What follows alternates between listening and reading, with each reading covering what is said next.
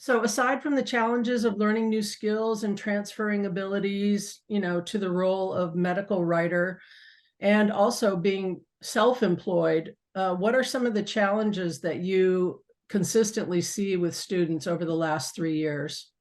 I would say there's kind of two sides. One is your life situation and your environment.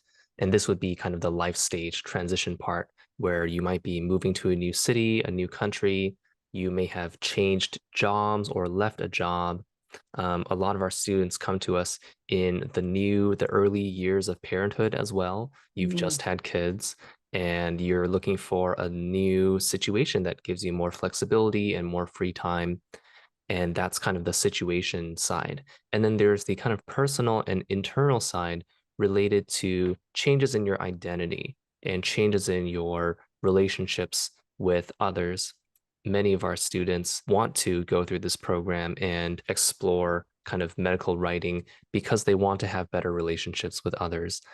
And they are seeing that these changes are coming up for them and they want to maintain like the high quality of family relationships that they have, with their spouse or working on the relationship with their kids as they grow up. And this is all part of the setup for that. People will also often come from very negative and very unhealthy situations from work, certain jobs or certain bosses. And so, as they're recovering from that, they are basically having to recalibrate their view of themselves in their career. And I wanted to share an example of this from the flip side, which is that many of our graduates, after finishing the program, they'll report extreme increases in self-esteem and self-confidence, or even while they're going through the program, they'll already be describing this feeling that like I feel better already just being here. I feel more positively about the future. And so what this tells us is that prior to joining the program, this was a big area that was impacting their life in a very negative way. And actually, in one of the most common depression questionnaires, the PHQ-9, one of the items is feeling that you have let yourself down or let others down. So it's a very Mm. relationally based symptom. It's not just how you're feeling physically or emotionally inside, but there's this kind of interpersonal aspect that I feel negatively about this. So I think that's one of the big things that we're seeing that is the emotional and the personal side. Yeah, and it's so interesting to think that the resilience that human beings can actually find for themselves coming from something that's either not working for them or going through a transition, like you said, in a life stage, and then jump into something as extreme as self-employment. I remember when I was in the program, and one of the most powerful things that Sophie ever said to me was the idea that if you say you're a medical writer now, you're a freelance medical writer now. So it's interesting that we can actually make a leap in our self-conception and take that on. And then I found that I really had to return to some sort of beginner's mind where Mhm. everything that I knew in the past didn't necessarily serve me now because I was going through something very different.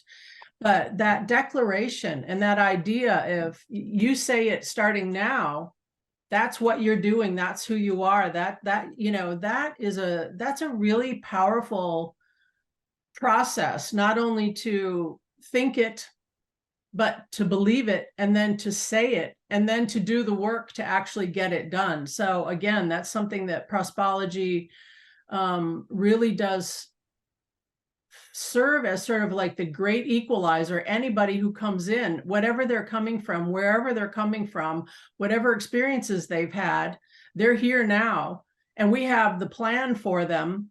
And it's just their job to work on really connecting within themselves with that goal or with that outcome that they want. And I tell students that all the time because we want them to actually we want them to feel that it works for them for now, even if Mhm. changes are coming later, to really fully embrace it. And I think that requires also some letting go. some letting go of old feelings, old habits, old thoughts. You know, even when you're a very successful person, they're still there, and going through change brings them up. So I think my final thought here related to kind of the personal change or how you can think about all these things that you are going through this transition is that you are still you when you change jobs or when you move to a new city or a country or when your relationships change, when you have kids and become a parent, you are still you. And the way that you maintain your resilience, your baseline, having enough is by focusing on what those things are about you that are the same no matter what, that are not based on your situation, that are not based on necessarily your relationships with others or how they see you, how they're treating you. And that will be kind of the tools or the strength, internal strength that will kind of carry you through all of these changes. It does take time. It can take time to rebuild that part of yourself. That is part of the process that a lot of people go through, but that makes it stick more. There sometimes people will think, oh, well, I just need new things or better things in the external world. I Yes. need to move to a different place. I need to get a different job. But if you haven't changed like how you feel deep down about yourself and your life or how you feel about the future, because our person is always, ourself is always moving through time into the future.